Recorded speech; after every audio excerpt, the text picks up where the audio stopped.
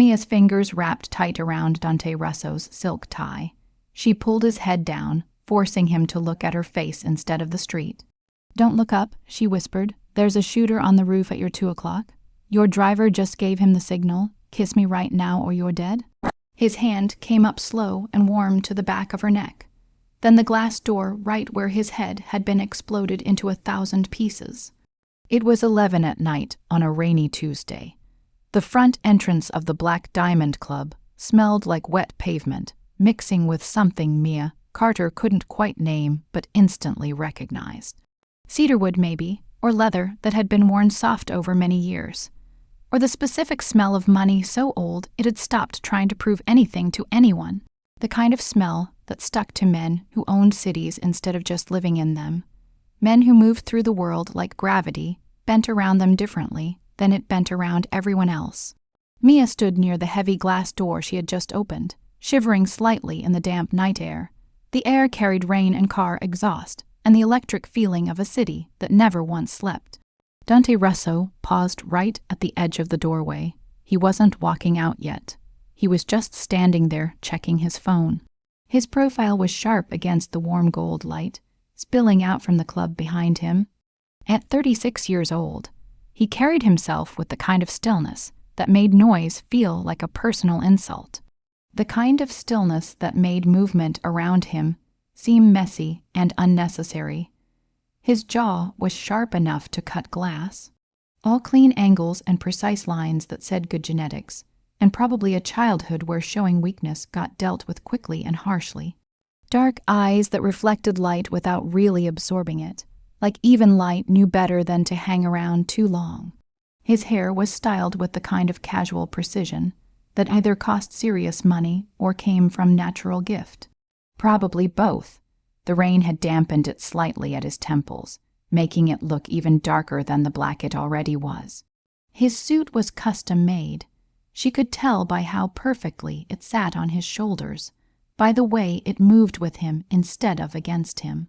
Men like him, men whose names made other powerful men lower their voices and quietly check where the exits were, almost never acknowledged the people who served them.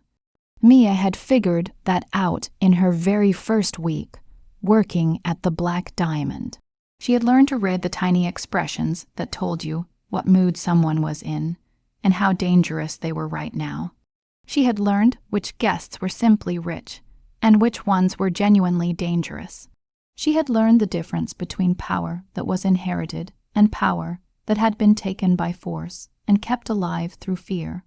That's when she saw it, through the glass door in the reflection created by the inside lights against the rain. Soaked street behind him, she could see the curb clearly. The driver, a man named Marco, had been with the Russo organization for 5 years according to the kitchen gossip that traveled through the Black Diamond staff like money changing hands. Left-handed, Mia had noticed that immediately. Her father had been left-handed too, and she had learned young to always track which hand held the bottle and which hand would swing first. But right now, in this exact moment, Marco was checking his watch with his right hand. Her heart slammed against her ribs like something trapped and desperate, trying to claw its way out. That movement was wrong, deliberately wrong, not the relaxed glance of someone actually checking the time.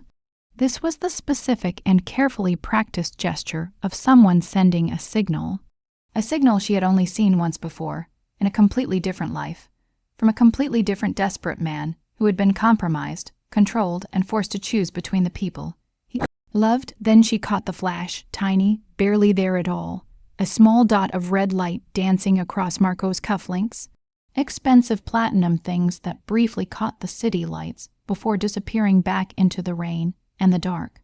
Laser sight not pointed at Dante, pointed at Marco himself, confirmation signal. The shooter on the roof was waiting and watching. Marco, the driver, the spotter, had just confirmed that the target was standing exactly where he needed to be.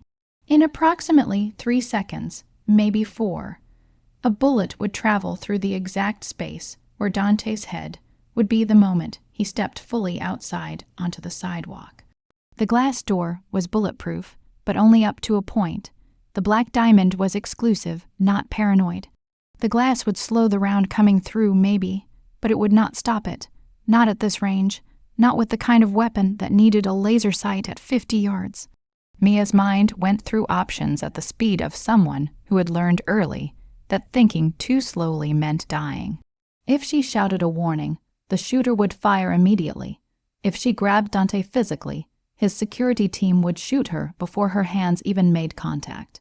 If she did absolutely nothing, she would watch a man's skull explode 3 feet in front of her face and spend the rest of her life wondering if she could have stopped it. She needed a reason to be inside his personal space right now.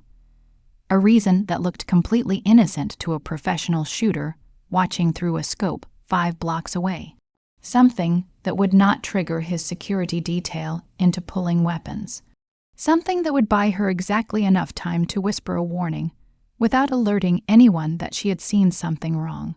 She stepped forward, blocking the path between him and the curb. She reached for his collar with hands that absolutely refused to shake despite the adrenaline, singing through her blood like live electricity. "Hold still," she murmured. Her voice hit that perfect level of professional politeness she had practiced so many times it had become automatic. Her fingers closed around the silk of his tie. The fabric was cool and smooth against her skin, expensive in ways she could feel just from touching it. The kind of silk that cost more per yard than she made in a full week. Dante froze instantly. His dark eyes snapped to hers. He was not looking through her anymore the way powerful men always did with service workers. He was looking directly at her, really seeing her for the very first time, cold, calculating, silently promising that touching him without permission was going to have serious consequences. Men like him did not let strangers into their personal space, especially not a waitress, especially not when they were busy thinking about other things. His security team shifted. She could see them in the very edge of her vision, hands moving toward weapons hidden under their expensive jackets. Mia did not flinch. She did not look away. Instead, she adjusted his tie knot with practiced efficiency, tightening it just slightly. This forced him to tilt his head downward to give her hands room to work. This moved his skull out of the direct line of fire. She was using the intimacy of the gesture, the way it looked exactly like a girlfriend fixing her man before a night out, or a personal attendant doing a final check, as cover for what she was actually doing, getting close enough to whisper, "Don't look up." She breathed. Her lips barely moved at all. Her voice was so low it was almost not sound at all. She kept smoothing the tie flat against his chest while she spoke. "There's a shooter on the roof at your 2 o'clock. Your driver just gave him the signal." Dante's entire body went rigid under her hands. Every single muscle locked into place like a machine receiving 2 completely opposite commands at the same time. But he did not move, did not look up, did not do anything at all that would tell the shooter on the roof that the target had been warned. The anger in his eyes vanished instantly. What replaced it was the sharp and calculating focus of a predator who had just realized he had walked straight into a trap and was now coldly deciding how to kill his way back out. His eyes searched hers, looking for deception, looking for madness, looking for any reason at all to dismiss what she had just told him. She held his gaze completely steady, let him see the truth sitting right there in her face, let him understand she was not joking or confused or out of her mind. She smoothed his jacket lapel, a gesture like something a girlfriend would do, or maybe just an overly attentive waitress fussing over a very important guest.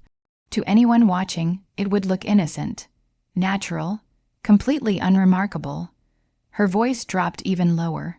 Almost not words at all, just shaped breath. "Kiss me or you die." His jaw tightened, the muscle under his skin jumped. For one suspended moment, endless and instantaneous at the same time, the rain seemed to stop falling entirely. The street sounds faded to white noise. There was only the space between them. The choice he had to make in the exact time it took a finger to squeeze a trigger. The calculation of whether to trust a complete stranger or die while doubting her. He understood, she could see it. The exact moment it landed in his mind, she was not talking about romance. She was not talking about attraction. She was talking about tactics, geometry, a way to physically move his body, to change his angle, to put him somewhere other than the precise spot the shooter was expecting him to stand. Then his hand came up to the back of her neck. His fingers were warm against her skin, rough in places. The kind of rough that came from someone who did not just order violence from a distance, but personally participated in it. The pressure was firm but not cruel, controlled but not gentle. She could feel each individual finger, could feel his thumb pressing against the pulse point just below her ear, right where her heart was beating so hard, she was absolutely certain he could feel it, could count it, could understand exactly how terrified she actually was underneath all that calm. Then his mouth came down hard against hers. It was not romantic, not tender, not anything that kisses were supposed to be in movies or books or the quiet daydreams she had long since stopped allowing herself. It was pure geometry, angular, calculated, a deliberate shift of mass and momentum. She used the angle of his head and the way his body leaned forward to rotate them both.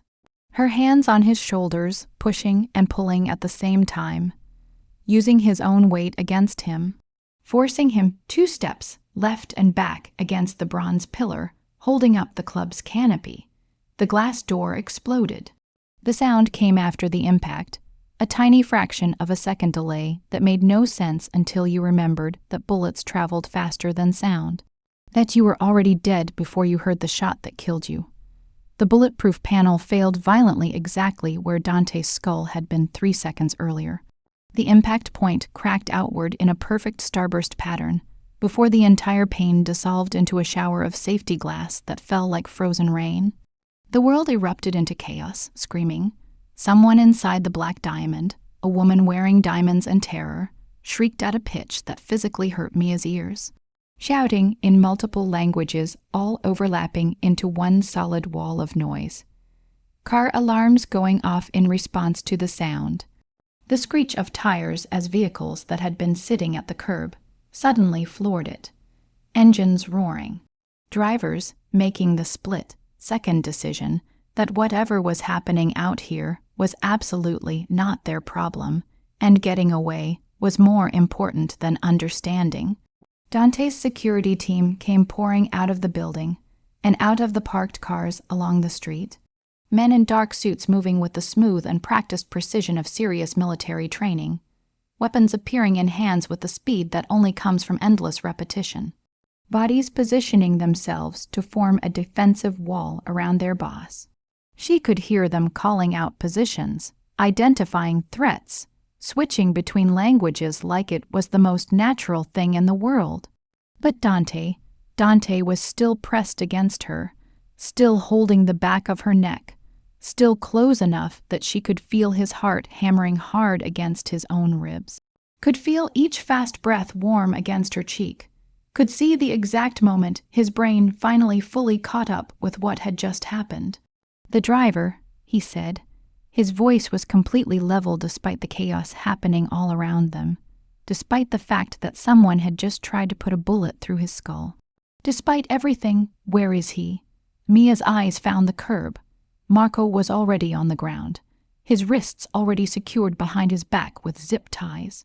2 of Dante's security, men holding him down with the efficient brutality of people who had done this many times before. The driver was crying. She could see his shoulders shaking, could see the side of his face pressed down against the wet pavement. "Alive," she managed. Her voice came out rougher than she intended. "Your men have him." Dante's eyes went ice cold as he looked past her to take in the entire scene. She watched him process all of it in seconds. The shattered glass, the security team locking down the perimeter, the civilians running, the driver in custody. He processed it all with the speed of someone who had survived this long, by making faster calculations than the people trying to kill him. Then his eyes came back to her, really looked at her for the very first time, not through her, at her, seeing her not as furniture or background decoration, but as a real person who had just saved his life, who had seen a signal that had completely caught his own trained security team off guard, who had grabbed his tie and forced him to kiss her, and used that kiss as a tactical move that had shifted him exactly 2 feet and rotated him 180 degrees. Which was the entire difference between alive and dead. "Who are you?" he asked it, soft and dangerous and genuinely curious. Before Mia could answer, one of his men, the broad one with scars all over his knuckles like a career written in scar tissue, appeared at Dante's side. "Boss, we need to move right now. The shooter is still out there, and we don't know if there's a second position." Dante's hand was still on the back of her neck. His thumb moved slightly, a small, slow circle against her skin that sent electricity all the way down her spine. "She comes with us. She's a civilian. She saw the signal." His voice dropped into something that expected complete obedience. "She's the only reason I'm breathing right now. She comes with us, or I don't move." The security man's jaw tightened. But he nodded. The black car, 30 seconds. Then Dante was moving, his hand sliding from her neck down to her wrist. His grip firm, but not painful, as he pulled her away from the shattered entrance of the Black Diamond. Away from the scene that was already forming around them, witnesses being controlled by security, police sirens starting their distant cry somewhere in the distance. The club manager appearing in the doorway with a face that said this was going to be very bad for business. Mia's mind was racing. She should run, should pull her wrist free, should disappear into the crowd and never look back, should go back to being nobody, invisible, safe in the anonymity she had worked so incredibly hard to build for herself. But Dante's hand around her wrist felt like an anchor, like a rope connecting her to something that was either going to save her or completely destroy her. And she honestly could not tell yet which one it was. The car was sleek and black, and the back door was already open. Dante pushed her inside first, not rough, but with the clear expectation that she would comply. He slid in right after her. The door closed with the solid, heavy sound of serious engineering and bulletproof reinforcement. The inside smelled like leather and gun oil, and something else that might have been fear, though whether it was hers or someone else's entirely, she could not tell. Rain hammered the roof in hard, quick rhythms that matched the frantic beating of her pulse. Every drop felt deliberate, like the weather itself was paying close attention to what she had just done. Across from her in the darkness, Dante sat with the unnatural stillness of a blade waiting to be drawn from its sheath. His phone cast cold blue light across the sharp geography of his face, high cheekbones that could have been cut with a razor, a jaw that looked like it had never once known softness, shadows gathering in the hollows under his eyes like old bruises. She could see dried blood in the creases of his knuckles, dark and rust, colored from where he had dragged her through the shattered remains of the club entrance. He had not asked if she was hurt. Men like him, men whose names made other men lower their voices and quietly check for the nearest exit, did not ask questions they already knew the answers to. And he had watched her move through broken glass without flinching, had felt her hands stay completely steady on his tie, even as a bullet destroyed the air where his head had been seconds before. The driver was new, younger than Marco by at least 10 years, hands visibly trembling on the steering wheel, sweat beading at his temples despite the air conditioning blasting through the car. He was taking corners like he was trying to outrun death itself. Tires screaming against wet asphalt. Maybe he was. Maybe they all were. Mia's fingers were still shaking. The delayed reaction she absolutely could not suppress no matter how hard she tried. She pressed them together in her lap, pushing hard enough that her knuckles went white. She could still feel the texture of Dante's tie against her palms, could still feel his pulse jumping hard beneath the expensive fabric in that split second before his mouth had come down against hers. The kiss had tasted like rain and fury, and something else she refused to put a name to. Something dark and electric that had nothing to do with survival and everything to do with the way his hand had tightened on the back of her neck. Strategic, it had been strategic, geometry and survival, instinct and tactical positioning, nothing more. But her lips still burned where his had been, and her body still remembered the heat of him, the solid weight of his chest against hers, the way he had moved them both with calculated precision that somehow felt like choreography they had practiced together in some other life entirely. "Where are we going?" Her voice came out steadier than she actually felt, which felt like a small personal victory. "Queens." He did not look up from his phone. His thumb was scrolling through what looked like security camera feeds. "You'll stay there until I decide what to do with you." Not a request, not even close to a suggestion. A flat statement of fact delivered in a voice like smoke, drifting over broken glass, soft and rough and completely without compromise. Mia's jaw tightened just slightly. She had spent 3 years learning how to disappear, how to become the kind of nobody that powerful people forgot existed the second they stopped looking. 3 years of waitressing and cleaning and keeping her head low and her observations to herself. 3 years of being invisible.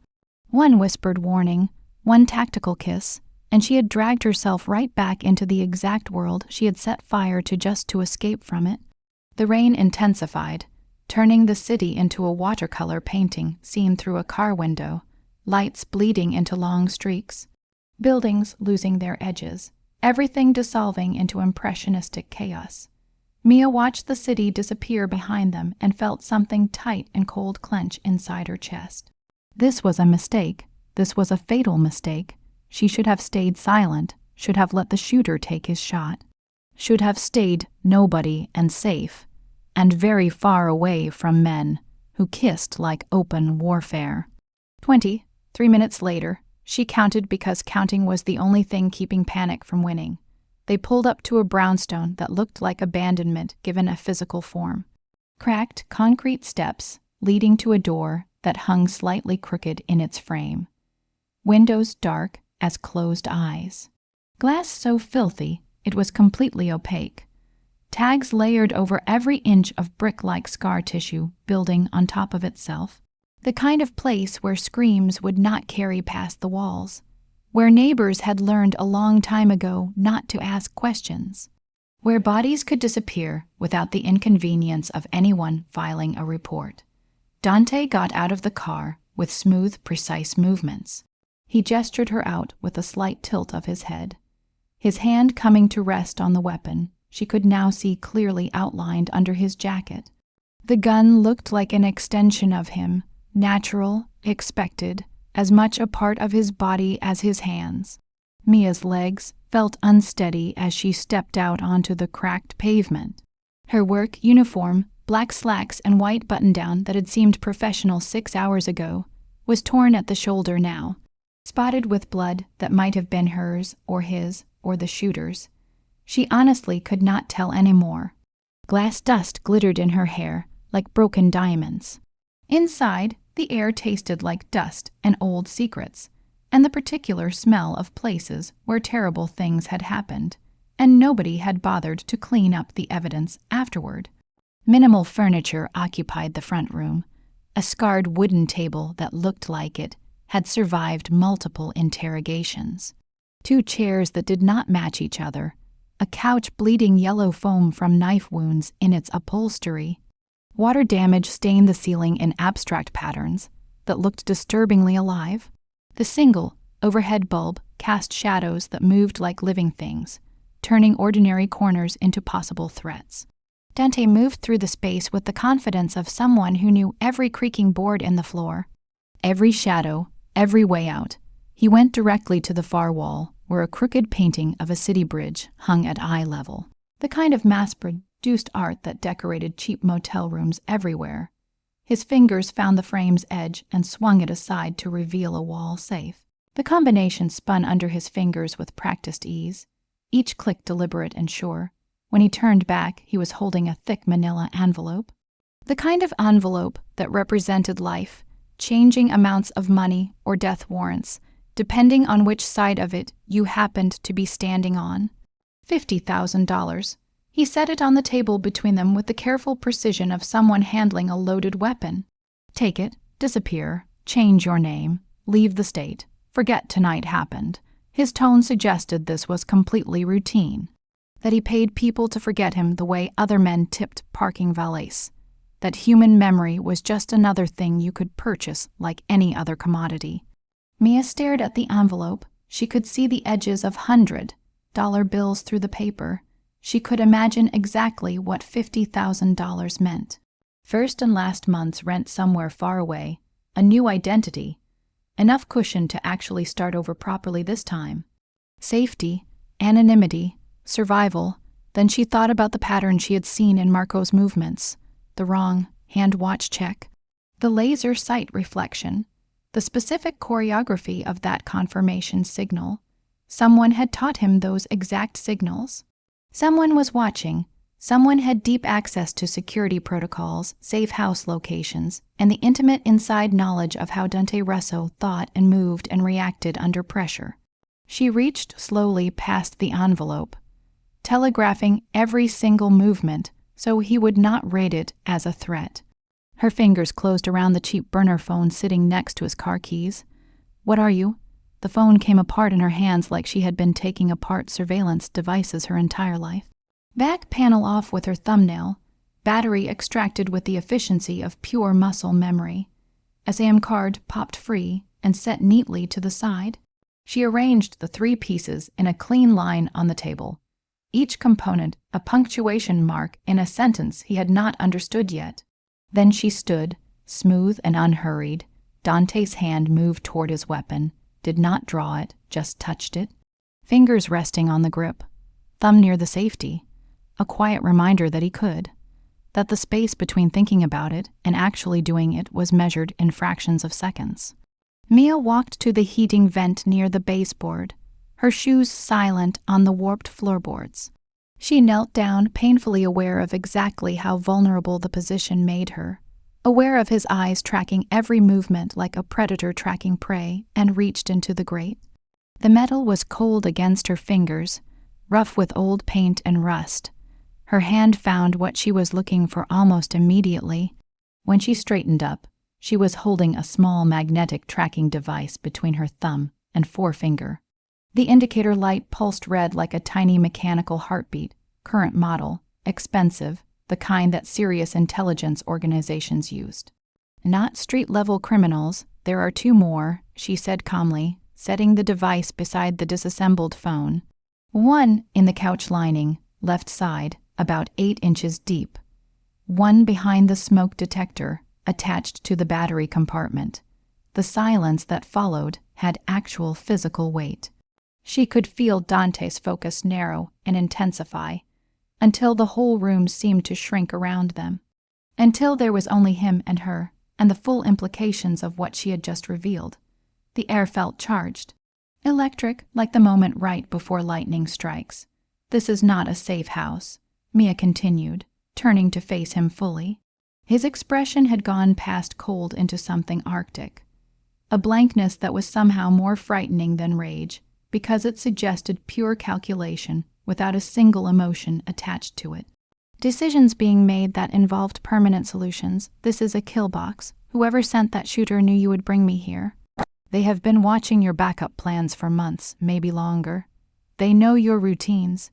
They know your safe houses. They know how you think, how you move, how you react when things go wrong." She watched the muscles in his jaw working under his skin, watched him recalculate every single assumption he had made about the waitress who had grabbed his tie outside the Black Diamond, watched the exact moment he stopped seeing her as a civilian liability and started seeing her as something else entirely. "Who are you?" His voice was soft now, gentle even, which was exactly what made it so dangerous. Mia's pulse hammered hard in her throat. But she kept her chin up, kept her hands loose at her sides where he could see them, kept her whole posture open despite every single instinct she had screaming at her to get into a defensive position. 3 years ago, I was a forensic accountant for the Betrayal crime family. The words came out steady, factual, stripped of all the emotion that still lived inside them, like old shrapnel. They hired me through a recruiting firm that specialized in placing financial professionals with very specific discretion requirements. The job was simple.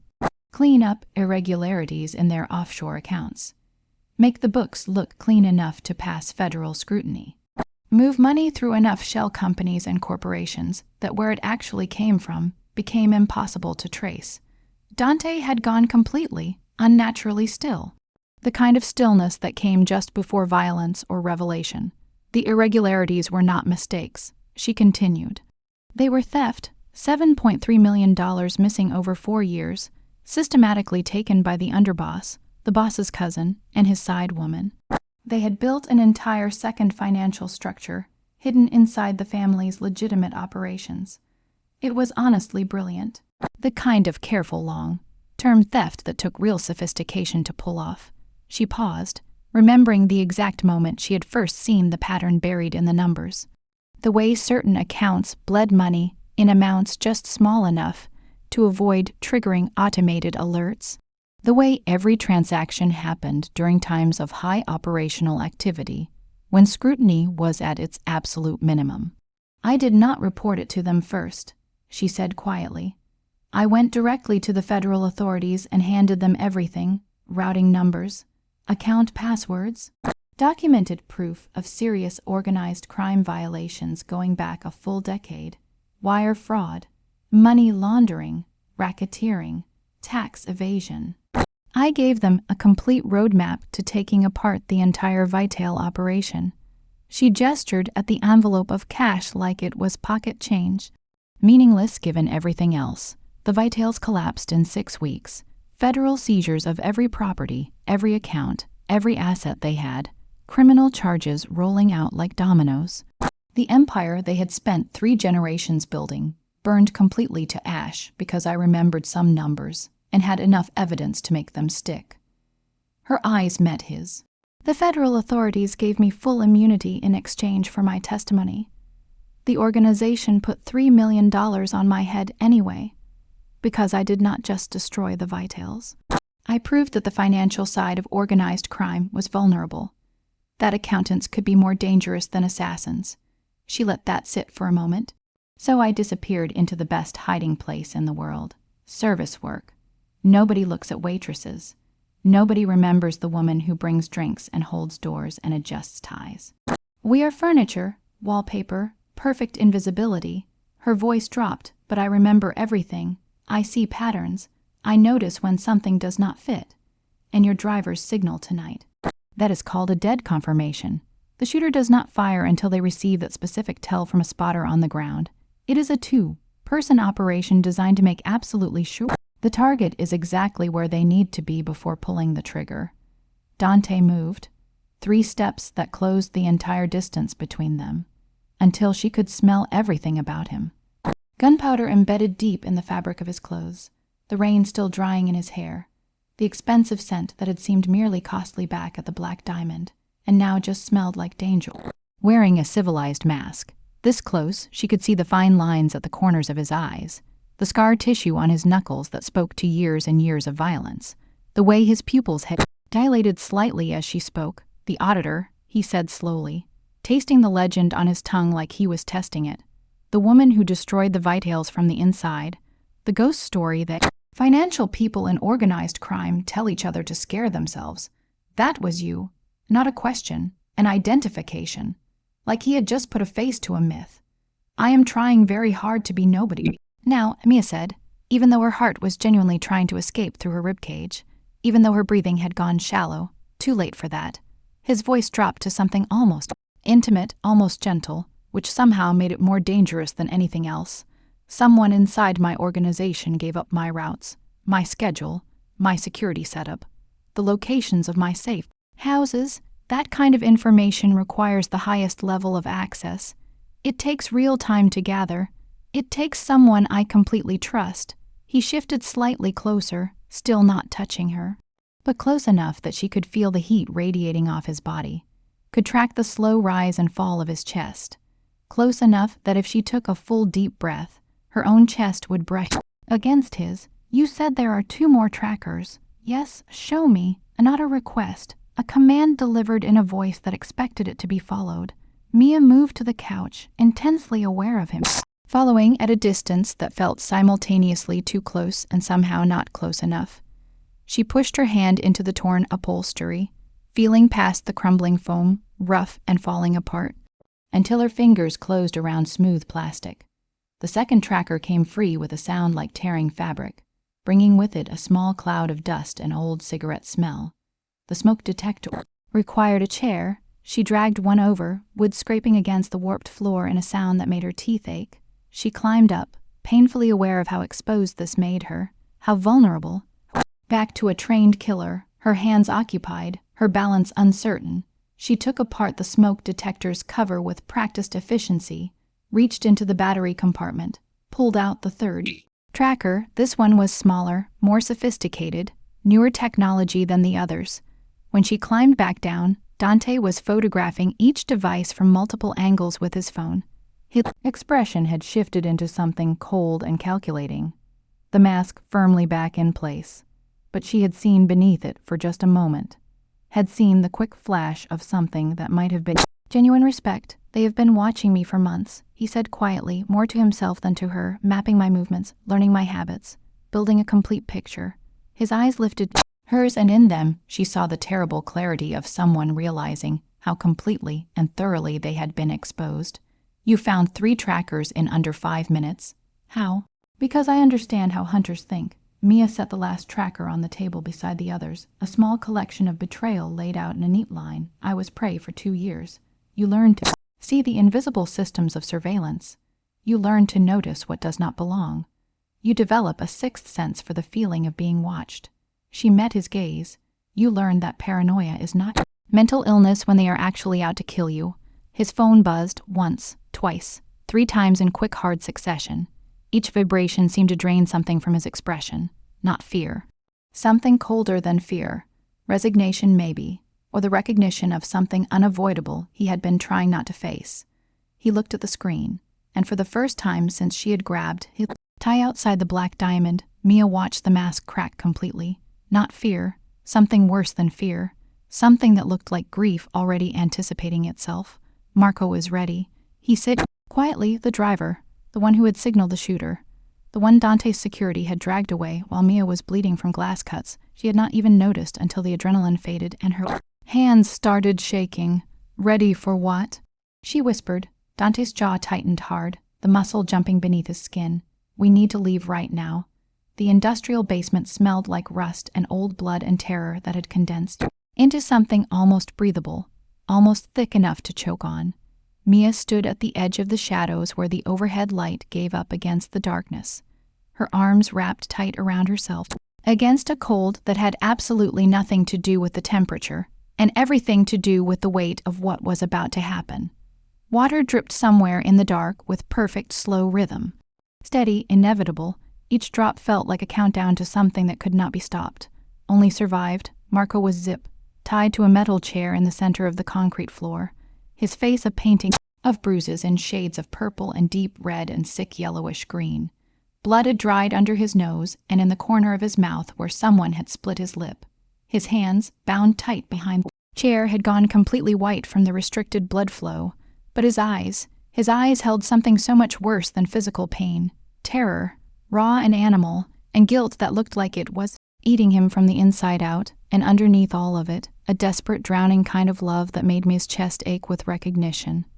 Dante stood in front of him, perfectly still in that way that suggested violence held suspended in midair. He had removed his jacket somewhere between the safe house and here, had rolled his shirt sleeves to his elbows with methodical precision, the single overhead bulb swinging slightly on its cord from air currents that smelled like mildew and decay, threw harsh shadows across his face, turning him into something carved from obsidian and controlled. Fury, his hands hung loose at his sides, but she could see the tension in his shoulders, the way his fingers flexed just slightly, like they were remembering the weight of weapons. "You signaled him." His voice was gentle, almost tender, which was exactly what made it absolutely terrifying. The shooter outside the black diamond. "You checked your watch with your right hand, boss." Marco's voice cracked on the word. breaking into something that sounded like a sob being swallowed whole. "Please, I can explain, then explain." Dante crouched down slowly, bringing himself to eye level with the driver. His movements completely fluid and controlled. "You have been with me for 5 years. You were there when my father was buried. You held me up when I could barely stand. You drove my mother to the hospital when she had her stroke. You ran every red light to get her there. You have saved my life twice." He paused. The silence felt like a physical pressure pressing down on everything in the room. "Your family. My brother in every way that actually matters. And tonight, you signaled a shooter to put a bullet through my skull."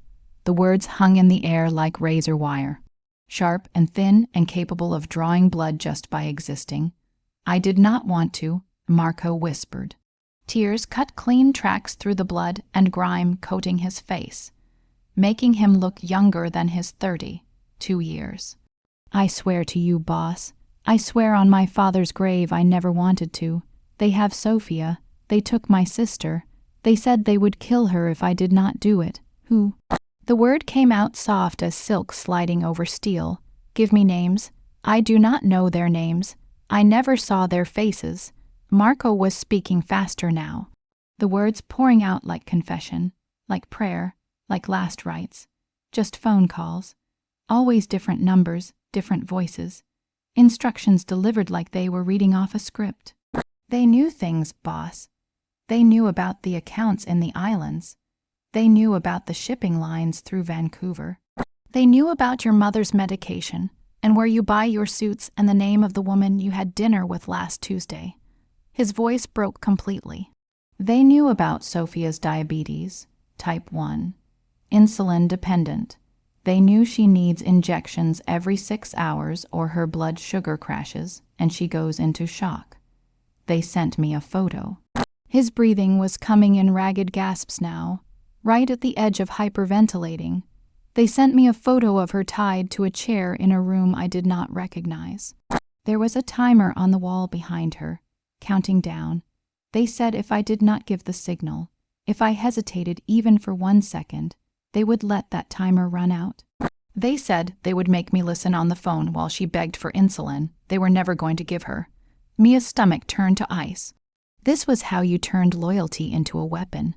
Not by buying it with money or power, by taking hostage the one thing that mattered more than honor, more than life itself, by making love the thing pointed right at the heart of the person who felt it most." One of Dante's men, a thick, shouldered enforcer with scars mapped across his knuckles like a full career written in scar tissue, stepped forward from the shadows, his hand resting casually on his weapon.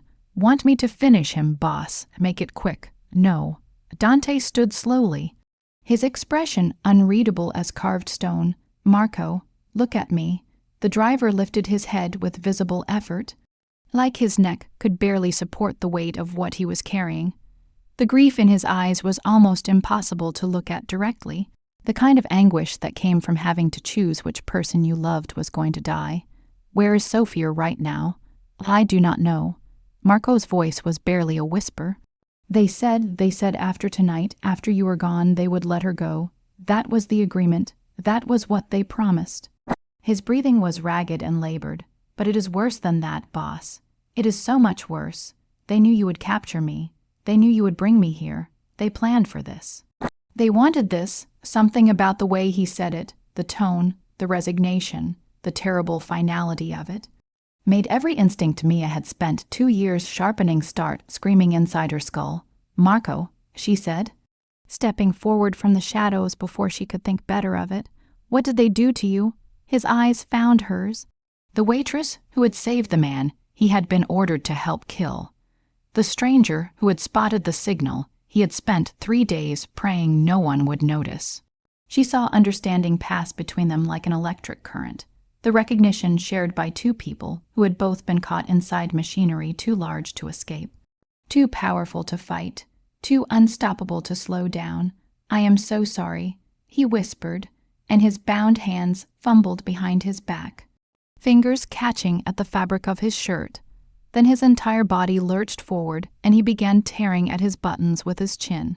With his teeth, with desperate, violent determination, No, Dante said, comprehension flooding his face like ice water. His voice suddenly sharp and urgent. Marco, don't show me. But it was too late. The driver ripped his shirt open with a violence born of absolute desperation. The need to confess, strapped across his chest, secured with layer after layer of industrial gray tape that wrapped around his entire torso like mummy wrappings, was a vest. Not tactical gear, not body armor, not anything that would save a life. Blocks of military, grade explosive. Maybe 2 kilograms of it, wired into a circuit board that looked professionally installed, and in the center, glowing red in the dim light like a malevolent eye, a digital countdown display, 0, 43 0, 42 0, 41, the numbers dropped with mechanical indifference. They put it on me 3 days ago, Marco said. His voice, suddenly steady with the calm that came after panic, had completely burned itself out. Tuesday morning, 2 men in masks. They tied me to a table in my own apartment and they put this on me. They said if I tried to remove it, it would go off. Motion sensors. Anti-tamper switches. If I told you about it, they would know. They said they were always listening, and it would go off if you did not die tonight. His eyes filled again with fresh tears. This was always a mission with no way out, boss. I was dead the moment they picked me. I am so sorry. I am so sorry. But you have to run. You have to go right now. You have to. The timer jumped 0, 15 0, 14 0. 13. The basement erupted into controlled chaos. Dante's men moved with military precision born from serious training. Multiple sets of hands grabbing their boss. Multiple sets of arms physically trying to drag him toward the exit. But Dante fought them, actually fought them, throwing elbows, breaking grips, trying desperately to reach Marco. To get to him, to somehow fix the completely unfixable. Boss, go. Marco screamed it, his voice raw and breaking. Not in fear, in fury, in absolute and total determination, in the kind of love that makes sacrifice not just possible but inevitable. Go right now. Then he threw his entire body, chair and all, bound hands and explosive vest and everything toward the small ground. Level window at the far edge of the room. The one that led to an exterior stairwell. The one that would direct the force of the blast away from the people inside. Channel it outward instead of inward. Turn his body into a shield one final time. He hit the glass at the exact moment the timer hit 0. What came next was not a sound in any normal sense. It was a physical force, a pressure wave that rewrote reality. A wall of air that hit like a freight train. Mia felt Dante's body cover hers in the fraction of a second before impact. His weight slamming her face, first into the concrete floor as the world turned white and hot and screaming. The concussion stole every breath from her lungs. Her eardrums felt like they had been punched from the inside. Glass rained down like frozen tears, like diamonds, like shrapnel. Something heavy, concrete, maybe rebar.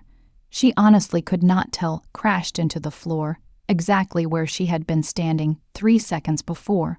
Close enough that she felt the vibration through the ground beneath her. Then silence, absolute ringing. Suffocating silence. Mia's ears felt stuffed with cotton soaked in static. Her ribs ached where Dante's weight had driven her into the floor. Where his forearm had pressed across her back, protecting her spine. She could taste copper. Blood from where she had bitten through her tongue on impact. Slowly, like a photograph developing in a chemical tray, the world swam back into focus. Dante was kneeling in broken glass and concrete dust and the settling debris of violence. Staring at the crater where the window used to be, where Marco had thrown himself, where a human being had just chosen to become a shield, had turned himself into something that would save the life of the man he loved like a brother. Smoke curled from the opening, thick and black, carrying the smell of burnt things that used to be alive, the smell of sacrifice reduced to its most basic elements. Dante's hands were shaking, not a tremor, a full body shake that traveled up his arms and into his shoulders. Mia could see it even through her own shock, could recognize it as the physical sign of something breaking inside him that had never broken before. She pushed herself upright, every muscle she had screaming protest. Pain shot through her shoulder where she had hit the ground. Her palms were scraped raw, embedded with concrete dust and tiny glass fragments that caught the light all around them. Dante's surviving men were checking themselves for wounds, patting down their own bodies with hands that trembled just slightly, speaking fast in voices too quick and too dialect, heavy for her to follow. But she understood the tone perfectly. Shock, horror, grief, the sound of men who had just watched one of their own die to save them all. "He died to save you," Mia said softly, moving on unsteady legs to kneel beside Dante in the broken glass. The shards crunched under her knees and cut through her ruined work pants. But the pain felt distant, unimportant. He chose you, even knowing what it would cost. Dante's jaw worked slowly under his skin, muscles jumping like something trapped beneath the surface trying to get out, tendons standing out in his neck like cables under impossible load. When he finally spoke, his voice was raw, stripped of all the careful control, all the deliberate coldness. "All the armor he wore for the rest of the world, they did not just turn my people," he said, each word sounding like it was being pulled out of him by force. "They did not just buy them, or threaten them, or trick them. They took the thing that makes us strongest, the bonds that hold us together, the love that makes us willing to die for each other. And they turned it into a weapon aimed straight at me." He stopped, swallowed hard. She could see his throat work with the effort. "Marco chose me, even with a bomb on his chest, even knowing his sister might die for it, even knowing I might never forgive him. He chose me, and you would have chosen him." Mia said it quietly, recognizing the survivor's guilt pouring out of him like blood from an open wound. She had felt this exact same poison before, had tasted it herself when she had destroyed the Vitals and put her own family in danger, when she had been forced to choose between justice and safety. You were fighting your own men trying to reach him. You would have died trying to save him even though saving him was completely impossible. His eyes met hers, and for the first time since she had grabbed his tie outside the Black Diamond, since she had forced him to kiss her to survive, she saw past the cold mask, past the calculated violence, past the carefully built image of the man who ruled through fear. She saw the real person underneath, the one who had lost his father to a bullet at 16 and had become a killer to survive it, the one who carried loyalty like a religion, like a sacrament, like the only thing that actually mattered in a world that was fundamentally and brutally alone, the one who was now watching that very loyalty being used as the weapon that killed everyone he cared about. "They are going to kill everyone I love," he whispered, barely audible over the high ringing still singing in her ears. "One by one they are going to make me watch. They are going to make me choose who lives and who dies until there is no one left. Until I am alone with this empire built entirely on blood." He looked at the smoking crater, where his closest friend had just disappeared. "He did not just die for me, Mia. He died because he believed I was worth saving. That is a debt I can never repay." Mia reached out, her hand covering his bloody knuckles. The contact was electric, grounding him inside all the chaos. "You repay it by making sure it was not for nothing," she said, her voice fierce. "We do not just survive this, Dante. We make them regret they ever learned his name. We make them wish they had been the ones in that explosion instead of him." He looked at her then, really looked at her, and the thing between them shifted. It was not just about survival anymore. It was something shared, something made of fire and grief and the particular determination of two people who had been broken and had decided to use the pieces as weapons. "Together," he whispered, "we burn them together."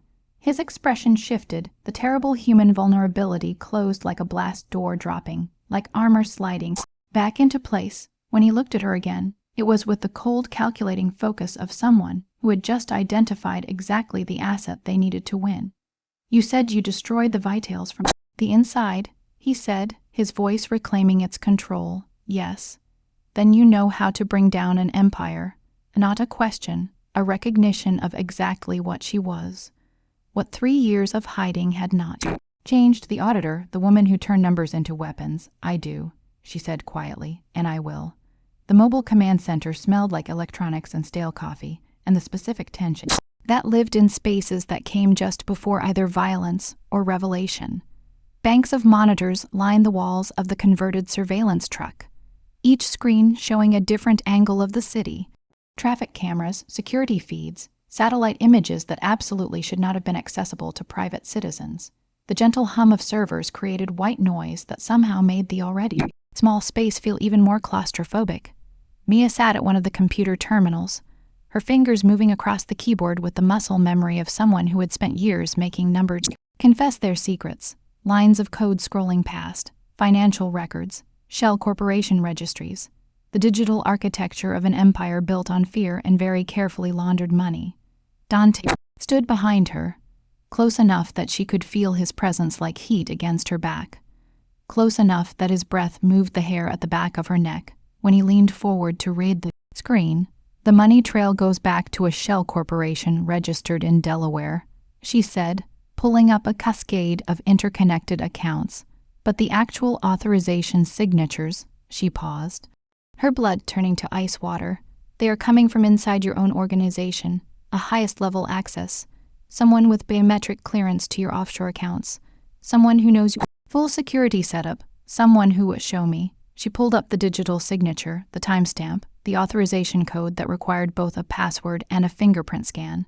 The name that appeared on the screen made Dante's entire body go rigid. Nico, the younger brother, the one who had always preferred art galleries to territory meetings, who had told their father he wanted nothing to do with the family operation, who had been living in Europe for the past 6 months supposedly studying architecture. No, Dante's voice was flat, dead. He would not. He is in Italy. He has been. He was in Italy. Mia pulled up travel records she probably should not have been able to access. 3 weeks ago he came back to New York, not through any major airport, through a private airfield in New Jersey. No customs, no official record of any kind. She clicked through encrypted email fragments she had traced back through 3 layers of proxy servers. He is working with an outside group, government credentials, but the funding structure is completely off the books. This is not law enforcement running a legitimate investigation. This is, she highlighted a series of wire transfers. This is a sanctioned elimination. Federal intelligence agencies have wanted to dismantle your network for years.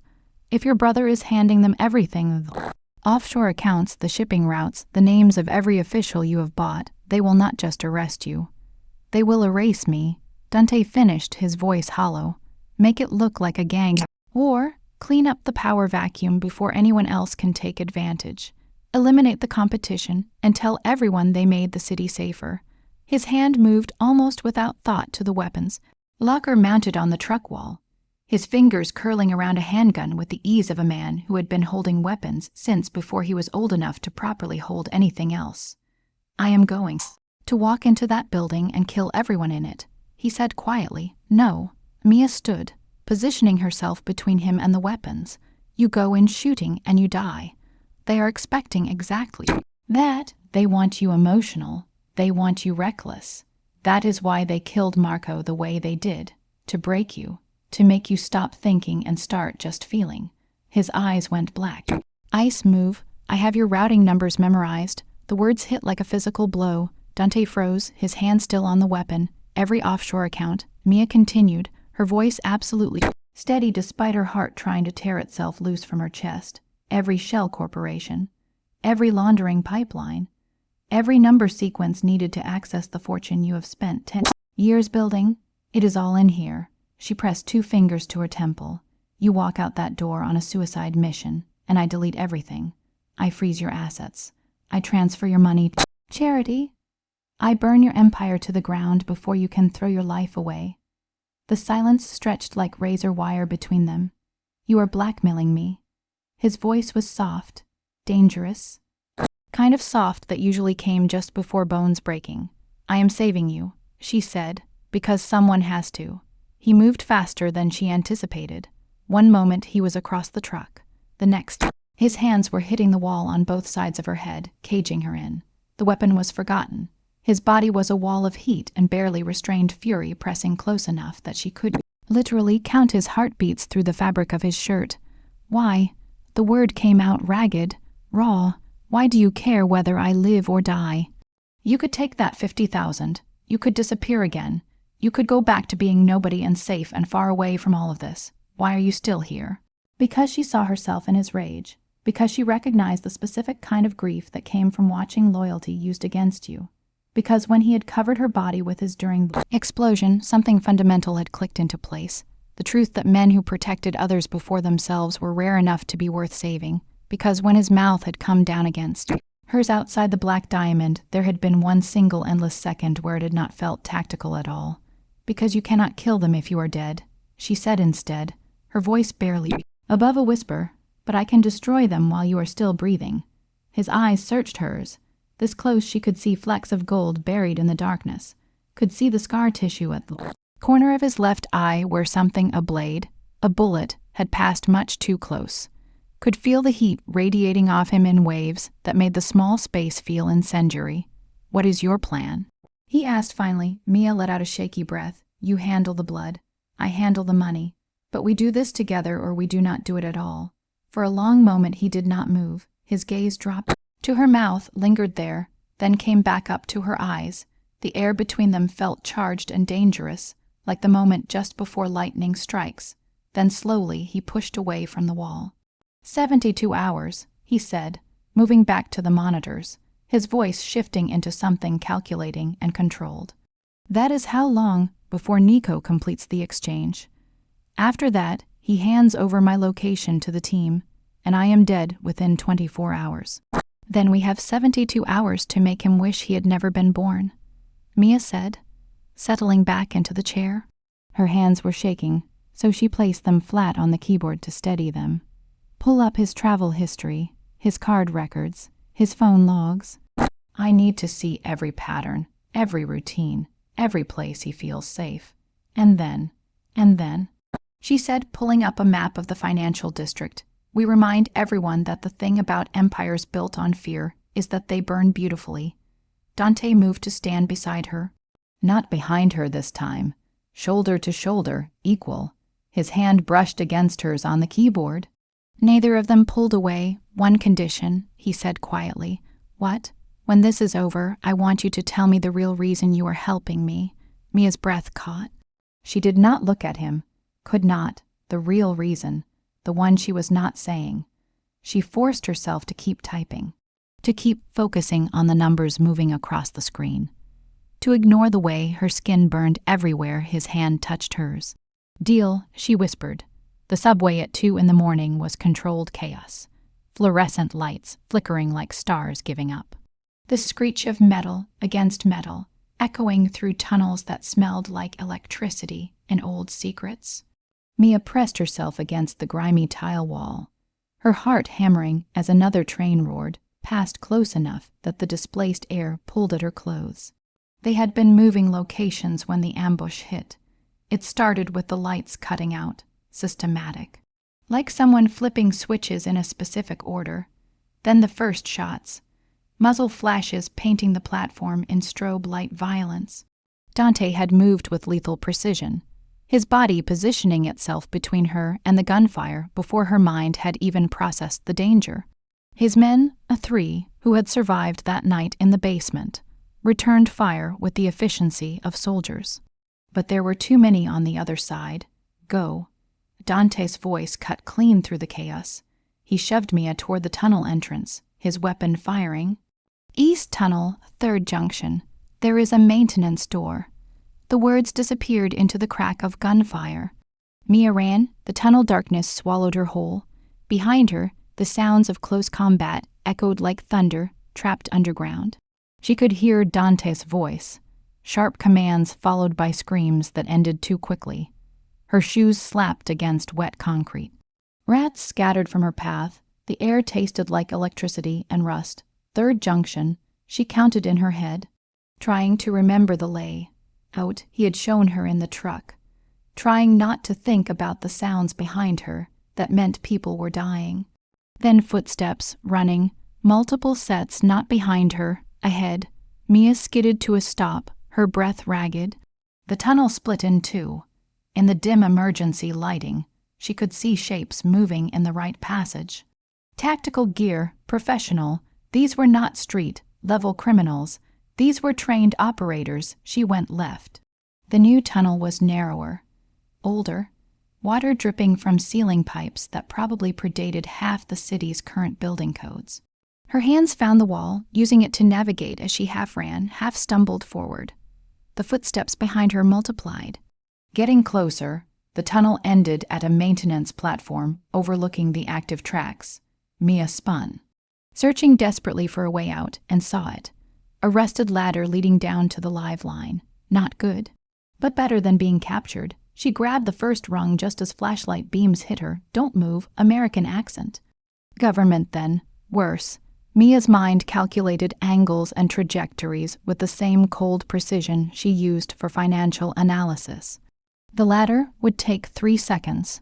They could fire in 2. But if she dropped, the decision made itself. She let go 5 feet down to the tracks. Her ankle screamed on impact, but she rolled with it, the way her father's worst years had taught her to fall without breaking. The third rail hummed 6 inches from her hand. Live, deadly, forbidden, Mia. Dante's voice, distant. Desperate, she looked up and saw him burst onto the platform, his face covered in blood and fury, his weapon coming up. Not aimed at the agents, aimed at the lights, plunging the entire platform into darkness. In that moment of confusion, Mia ran along the tracks, following the curve of the tunnel, her ankle protesting every single step, the third rail glowing faintly to her left. A red line between survival and instant death. Then she heard it, the rumble, the vibration moving up through the rails into her feet. Train, the headlight appeared around the curve, a single eye growing larger with terrifying speed. Mia searched frantically for an alcove. A maintenance nook, anything. But this section was smooth, unbroken wall. Smooth wall and an oncoming train and gunfire from the platform.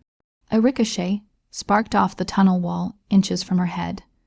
In the split second before the train reached her, Mia made a choice. She dropped flat between the rails, into the small pocket of space under the train's belly, and prayed that physics worked the way she remembered from school. The train passed over her like thunder given solid form, wind and darkness and the smell of hot metal and electricity.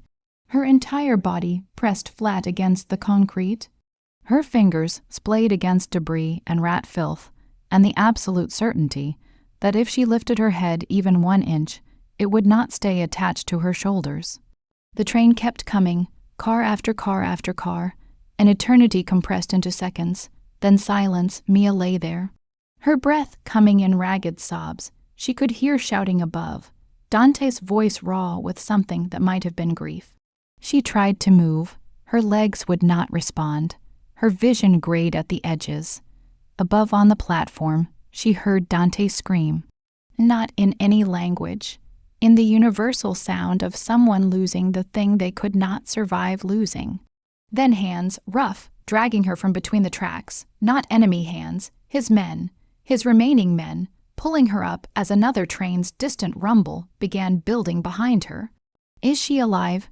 Barely move. They carried her through the tunnels, a blur of pain and darkness, and the faraway sounds of Dante, fighting like a man who had nothing left to lose. She heard one of the agents scream, heard the wet sound of a blade finding soft tissue, heard Dante's voice. Cold, methodical, promising death in 2 languages. They emerged in a service tunnel that smelled like old water and industrial bleach. Someone pressed cloth hard against her shoulder. When had she been shot? The pressure made her vision go completely white. When she came back, Dante was there, his face covered in blood, not his, she thought, hoped. His eyes held something she had never seen in them before.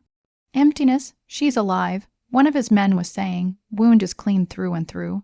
She just needs, get her to the real safe house, Dante said. His voice flat, automated, patch her up. I have work to do. What kind of work? Mia managed through her teeth. He looked at her, and the coldness in his eyes made her entire body go cold. The kind that makes men beg before they die. He said quietly, they tried to kill you. They do not get to keep living after that. 2 weeks later, Mia stood in front of floor, a ceiling windows overlooking the park, her reflection sharp against the night skyline.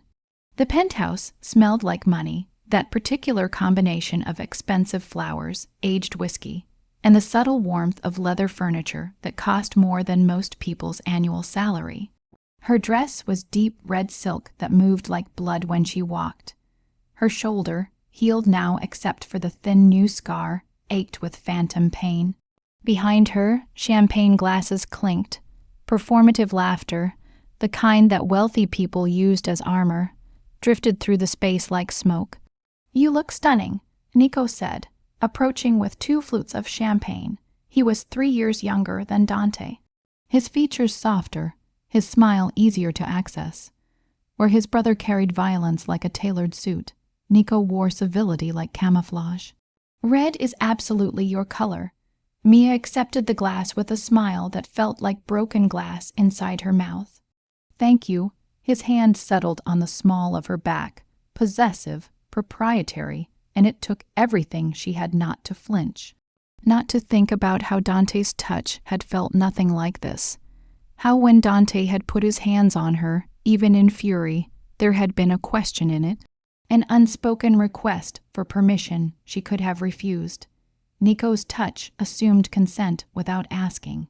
"I still cannot believe my brother's famous auditor walked straight into my office and offered to work for me," he said, steering her toward the windows where they could both see and be seen. "When I heard you were dead, killed in the subway ambush, I have to admit, I was genuinely disappointed. Such a waste of real talent. I am very good at not dying," Mia said lightly, even though her hand wanted to tremble around the champagne flute. The past 2 weeks had been the longest performance of her life. The fall onto the subway tracks had been completely real. She still had nightmares about the train passing inches above her face, but everything that came after had been carefully planned. Dante's men had smuggled her out, had staged her death using blood from her shoulder wound and a body from the city morgue, had delivered her resurrection, perfect and convincing, to Nico's door with a story about survival and pragmatism and a willingness to back the winning side. And Nico, bloated with anticipated victory, had believed every word. "Speaking of my brother," Nico continued, his tone casual but his eyes sharp, "I hear he has been on quite a destructive run since your death." Mia's pulse jumped, but her face stayed neutral. "I hadn't heard." "Oh, it has been quite something." He sipped his champagne. 3 of my supply warehouses burned. 5 of my allied captains found dead in their homes. He is going completely scorched earth. Honestly, it is almost romantic. The dragon destroying everything in grief over his little accountant. He swirled his glass, watching the bubbles rise. "Do you know what they called me growing up? The spare. Dante was the dragon, the prodigy, the future king. I was just the backup plan in case he broke." Nico stepped closer, his expensive cologne cloying compared to Dante's sharp cedar wood. "But backup plans pay out when the main investment fails," he murmured, a lifetime of resentment tightening his jaw. "I am just collecting on 30 years of being second best. When he is gone, I will not be the weak brother who liked art galleries. I will be the man who handed the dragon to the people who wanted him dead and walked away with everything." The casual contempt in the way he said it made something hot and violent coil inside Mia's chest. "He will make a mistake," she said instead. "Grief makes people reckless. That is exactly what I am counting on." Nico's smile sharpened. "The task force has been very generous with resources. All I have to do is deliver Dante to them, alive or dead, and I walk away clean. New identity, relocation to Europe, 20 million in untraceable funds. And not a bad return on a brother who never wanted me around anyway." Mia's fingers tightened almost invisibly around the champagne flute. She thought about the way Dante had spoken about family, about loyalty, about how the worst betrayals always came from the people who were supposed to love you unconditionally. "The signing is tomorrow night," Nico continued. "The boardroom at the top of Riker Tower.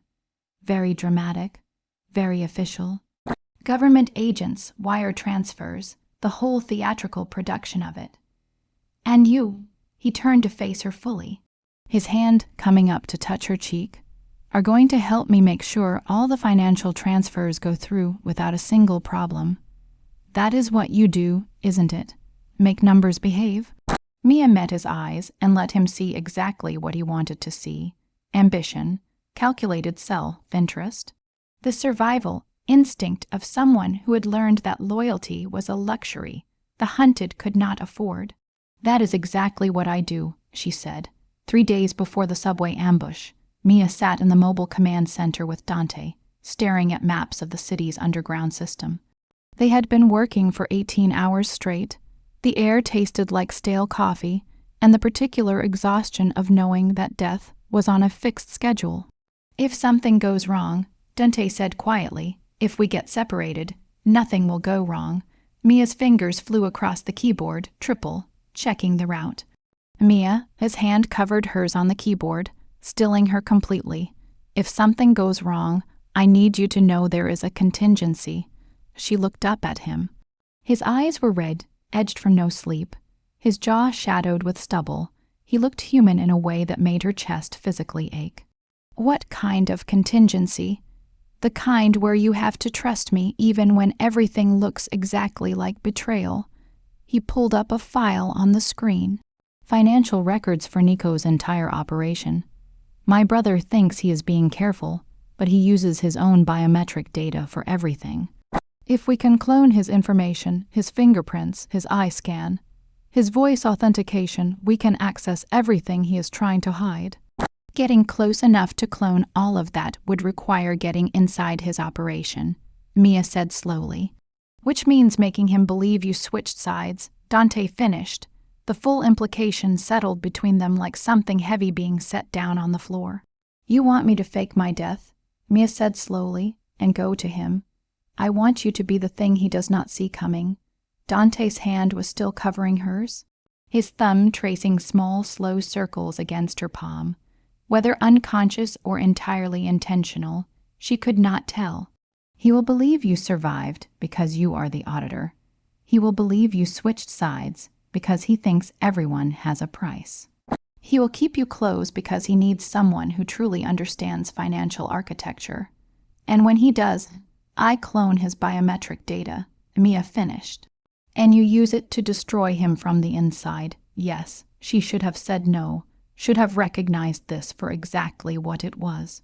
A mission with no real way out, dressed up in slightly better clothes, but the way he was looking at her. The weight of his hand on hers, the trust that was living inside, even the act of suggesting something this dangerous. We need a code, she said instead. Something that means the plan is still running. Something you can send me that means you have not forgotten I am undercover. Dante thought for a moment. Then he reached up and loosened his tie, the same tie she had grabbed outside the Black Diamond. He slipped it off and placed it in her hands. Keep this, he said quietly. When the time comes, when you have cloned his data and you are ready to move, return it to me. That is how I will know. We need words too, Mia whispered, winding the silk slowly around her fingers, a signal that means not just the plan worked, but that the war is over, that we are safe. Dante looked at her, his expression softening in a way the rest of the world never got to see. My father used to say that peace is just the time between wars. He never believed in safety. He brushed a loose strand of hair back from her forehead. But when you are watching my back, I feel like I can finally see the horizon. So that is the code. The coast is clear. It means we made it to the other side. It means we stop running. Mia's fingers closed around the silk. Still warm from his body heat, and if I am compromised, Dante said firmly, if he figures out what you are doing, then you run. You forget this whole plan. You forget me. And you run as far and as fast as you possibly can. I will not blame you. But they both already knew she would not run. In the present, standing in Nico's penthouse with the traitor's hand on her back, Mia felt the absence of that silk tie like a missing limb. She had hidden it in a safety deposit box in Queens. Insurance and promise, and the only tangible proof that somewhere in this city, Dante was preparing to burn the whole world down. She just had to survive long enough to hand it back to him. Through the window's reflection, she watched Nico accept congratulations from government agents pretending to be private investors. Watched him laugh at their jokes, comfortable in his betrayal. She watched him touch her shoulder like she was property he had already paid for. Tomorrow night in the boardroom at the top of Riker Tower, she would stand beside him, would place her hand on his shoulder exactly the way she had adjusted Dante's tie that first night. would use the cloning device hidden in the ring on her finger to capture his biometric data, and then she would return what she had been holding in trust. 24 hours, she thought. Just survive 24 more hours. Behind her, Nico laughed at something one of the agents said. The sound was warm and human, and completely free of any understanding that he was already finished. He just did not know it yet. The boardroom at the top of Riker Tower smelled like filtered air, and the particular sterility of spaces designed to witness transactions that ruined lives. Floor-to-ceiling glass walls revealed the city spread below like a circuit board. Lights flickering in patterns that suggested commerce and life, and all the mundane daily activity that kept going whether empires burned or not. The conference table was polished to mirror brightness, reflecting the fluorescent lights overhead in ways that made everyone seated at it look slightly unreal.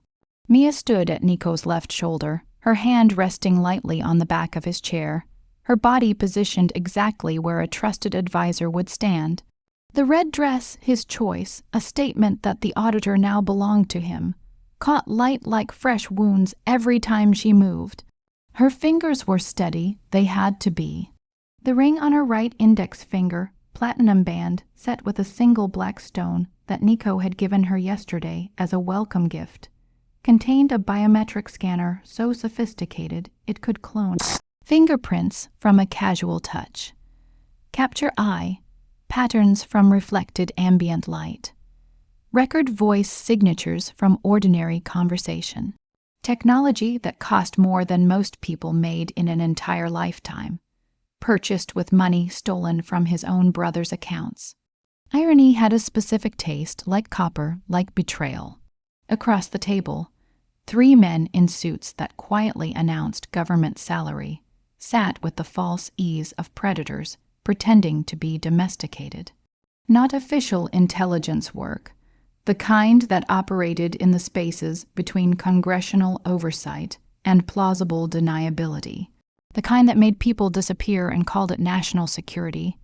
Nico was signing documents, page after page of careful legal language that amounted to a single transaction. His brother's location, his organization's full structure, everything needed to take apart the Russo operation in exchange for $20 million in cryptocurrency, immunity from prosecution, and a new life in Portugal. He looked genuinely pleased with himself, proud even, like a man who had solved a complex equation through smart negotiation rather than calculated family murder. Just the final signature, one of the agents said, his smile stopping well short of his eyes. Then we transfer the funds, and you are free to disappear, Mr. Russo. Nico reached for the pen, and Mia's hand slid from the chair back to his shoulder, just a gentle touch, the kind that suggested support. Shared victory. The ring made contact with the biometric scanner hidden in his lapel pin, the one he wore every single day because it was the key to his personal accounts. His insurance policy, his golden parachute, 3 seconds of contact, that was all the scanner needed. The device vibrated once against her finger. Confirmation. Mia's heart was a war drum in her chest, but her face stayed composed.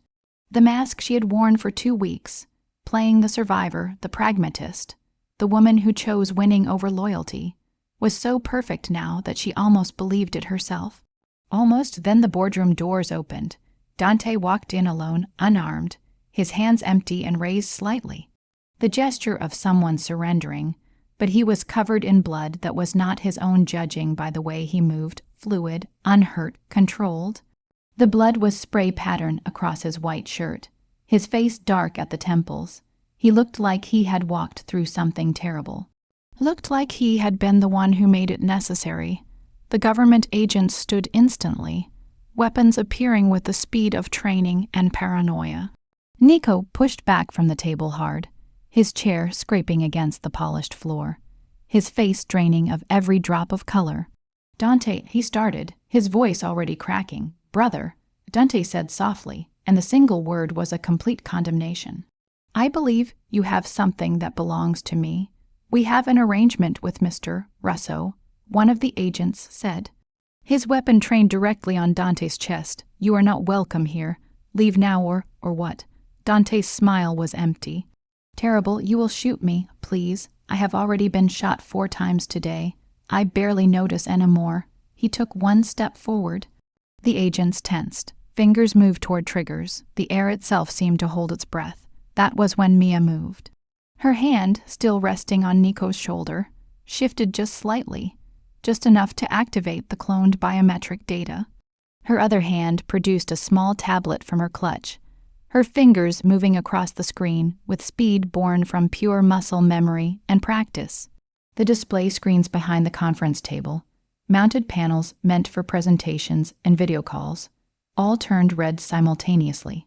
Account numbers scrolled past, transaction histories, wire transfer protocols executing in real time.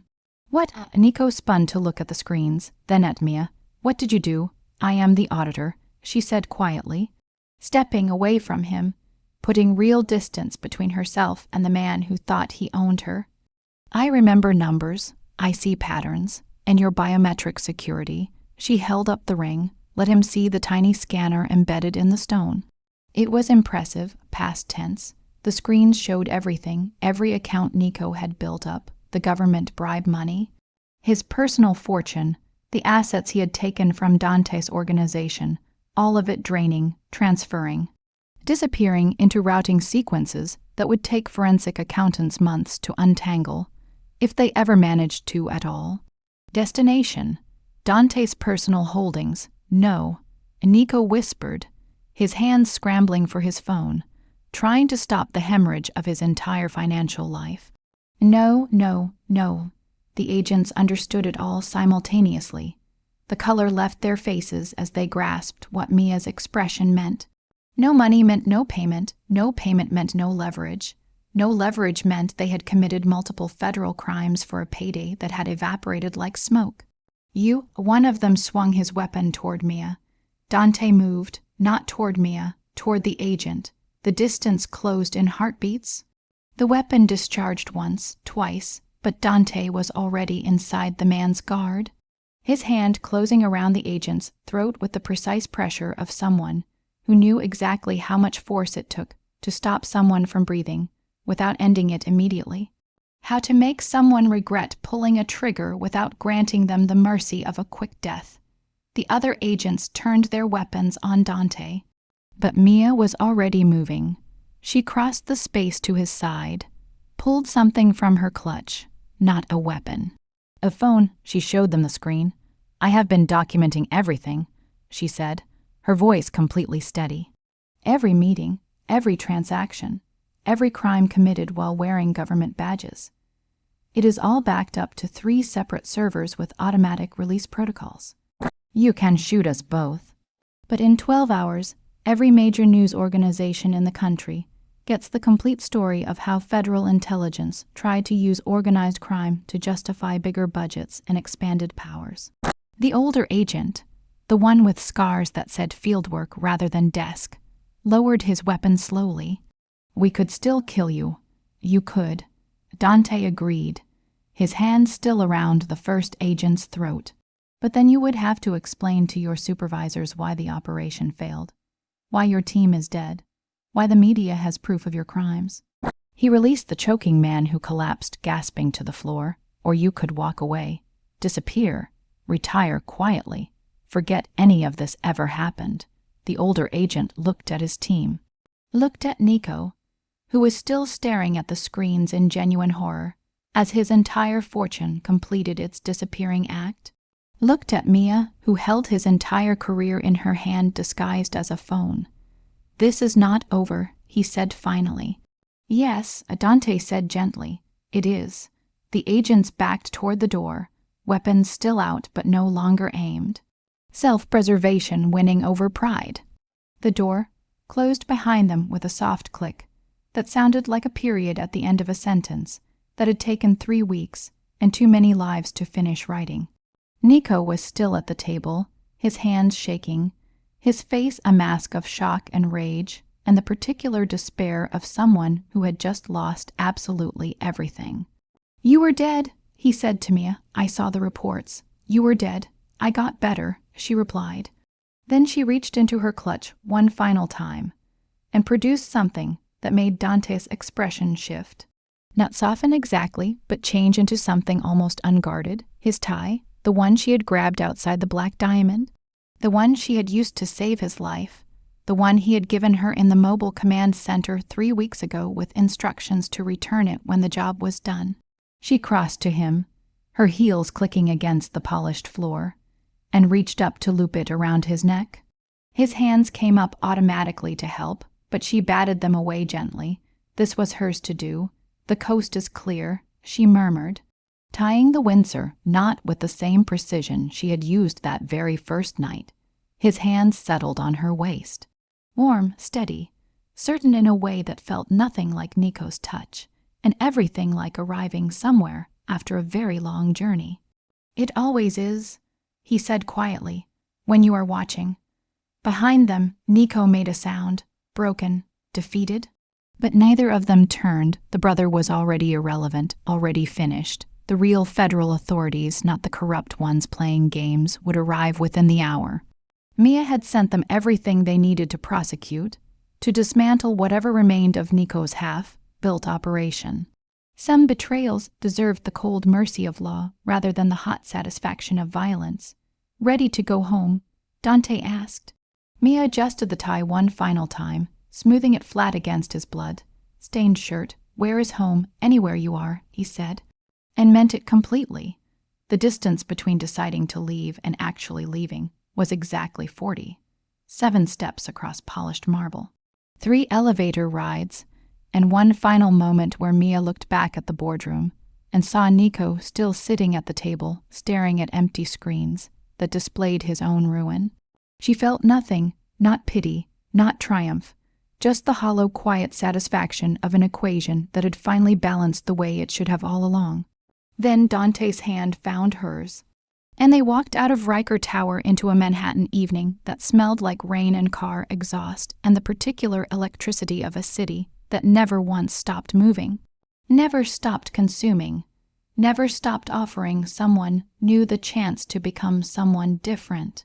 The street was full chaos, evening traffic, pedestrians, the ambient noise of millions of people living their ordinary lives. But Dante's security had created a quiet bubble of space around the building entrance. 4 vehicles. 12 men, enough firepower to start a small war if the situation called for it. Expecting trouble, Mia asked. "Always," Dante replied, but hoping for peace. They made it to the lead vehicle when Mia saw it, the Flash. Red laser light dancing across the rear windshield, then tracking slowly toward Dante's back. Same signature as that very first night outside the Black Diamond. Same angle, same intention. The original shooter, still out there, still hunting. "Get down," she screamed. Her body moving before her mind finished the thought, tackling Dante sideways as the first round punched through exactly where his spine had been 2 seconds before. Glass exploded. Someone shouted. The security team erupted into coordinated chaos, creating a human barrier while trying to locate the shooter's position. Dante's body covered hers immediately, reversing their positions, his weight pressing her down against the pavement. "Where?" "Rooftop, east side, 8 floors up." Her mind calculated angles and wind drift with automatic speed. "He has maybe 10 seconds before your team finds him. He will take a second shot," Dante said, his voice absolutely calm despite everything. Professional shooters always fire twice. Confirmation kill. Mia's hand closed around something cold on the ground. The fallen rifle of a security team member who had gone down in the first chaos. She had refused weapons for 3 full weeks. Had watched Dante's men carry these short-barrel rifles with the easy familiarity of people who understood that in their world, handguns were for showing and rifles were for working. But she had learned to shoot in a different lifetime, when her father had taught her everything about weapons because he wanted his daughter to understand what she should fear. Later, when the federal authorities had trained her before her testimony, teaching her to protect herself because the cartel's reach was long and their memory longer. "Give me the rifle," she said. "You said you did not. I lied. Now give me the rifle and move on 3. Something in her voice made him obey without argument. He passed the weapon into her hands and rolled left, creating space. She checked the chamber with muscle memory she had not used in years. Came up on one knee, the weapon already rising, her breathing already controlled. She could see the rooftop. Could see the reflection of city lights on scope glass. Could see the shadow of a person prone behind a rifle, already adjusting aim, already beginning to squeeze the trigger for that second confirming shot. The laser sight found Dante's head, centered, perfect kill shot. Mia fired, the stock kicked against her shoulder. The recoil sharper and louder than a handgun, the sound enormous. The glass wall of the building between them and the shooter cracked into a starburst but did not shatter. Bulletproof, of course it was bulletproof. She fired again. Same point of impact. The glass cracked further. Third shot, the glass gave way entirely, collapsing inward in a cascade that sounded like the sky breaking. She did not hesitate. She did not try for a single perfect shot. She knew the shooter would move the instant they saw a muzzle flash. Instead, she unleashed a controlled rapid fire volley, aiming slightly high. The first 2 rounds destroyed the remaining glass. The third and fourth rounds followed through the open gap, a fraction of a second later, before the shooter could even flinch. It was not about precision. It was about volume and speed outpacing human reaction time. The laser sight disappeared. Silence, then shouting, then real sirens. Police responding to reports of gunfire in Midtown. Dante's security team was already pulling them both toward the vehicles, creating the exit route that would get them gone before questions started that had no good answers. In the back of the car, different car, same leather smell, same sense of borrowed safety. Mia's hands finally began to shake. The rifle sat in her lap, safety on, magazine empty. You killed him. Dante said quietly, not a question. An observation, maybe, probably. I honestly do not know. Her voice sounded distant to her own ears. I could not let him kill you. His hand covered hers, warm and steady and real. Thank you. For which part? The shooting or the not letting you die? Both, all of it, everything. He held her hand tighter, for seeing the signal 3 weeks ago, for trusting me enough to fake your death, for coming back, for finishing this. Mia leaned her head against his shoulder, suddenly exhausted in a way that went all the way down to her bones. What happens now? Now, his arm came around her, pulling her close. Now we disappear, really disappear. Not the way you did for 3 years, hiding in plain sight. Actually gone. New names, new city, new everything, and your organization. Will survive without me. He pressed his lips to her hair, or it will not. Either way, I am done. I am done watching people I love die. I am done with empires built on blood. I am done with all of it. He paused, except you. The car moved through the city, heading toward an airport that was probably not on any official map, toward a plane that was probably not on any flight list, toward a future that was vast and uncertain and terrifying, in the way that freedom always was when you had been caged for so long, you had forgotten what wings felt like. 3 years later, Seoul was raining, light spring rain that smelled like cherry blossoms and possibility. The apartment was clean and modern, all simple lines and floor, to ceiling windows that looked out over the Han River, comfortable but not showy, the kind of place where a legitimate businessman and his wife would live, where a financial consultant and her husband would build a real life, a life that had nothing to do with dead men or burning empires or the weight of choices that could never be completely unmade. Mia stood in front of the mirror, adjusting her dress for the charity gala they were attending tonight, a fundraiser for children's literacy organized by the local international business community, the kind of event where you drank champagne and made pleasant small talk and pretended you had always been the people you were currently pretending to be. Behind her, Dante came out of the bedroom wearing a tuxedo that fit like it had been grown specifically on his body. His tie was hanging loose around his collar in the way that said he had tried and given up. I still cannot tie these properly, he said, approaching her with the small, quiet smile that existed only for her, only for moments when they were alone and could let the masks drop completely. Mia turned to face him, reaching up to take the ends of the tie in her hands, silk, cool and smooth. The same texture as that first night, though this tie was navy instead of black. You run the largest legitimate shipping company in the country, she said, her fingers working the Windsor knot from pure muscle memory. You employ 3,000 people, and you cannot tie a tie. I do not need to, he replied, his hands settling on her waist. I have you. She smoothed the finished knot, let her hands rest flat against his chest. She could feel his heartbeat through the fabric, steady, calm, alive. The coast is clear, she murmured, the phrase that had once meant the plan was still running, that they were still on the same side, that trust still held despite everything trying to tear it apart. It always is, Dante said, pulling her closer when you are watching. From the living room came the sound of laughter, high and delighted and completely pure. Their daughter Sophia, named for Marco's sister, who they had found and rescued, and who visited every single month and called Mia her big sister, was playing with blocks on the carpet. 3 years old, dark hair in pigtails, her mother's eyes and her father's smile, a future stretched out ahead of her completely untouched by the blood that had brought her existence into being. Ready?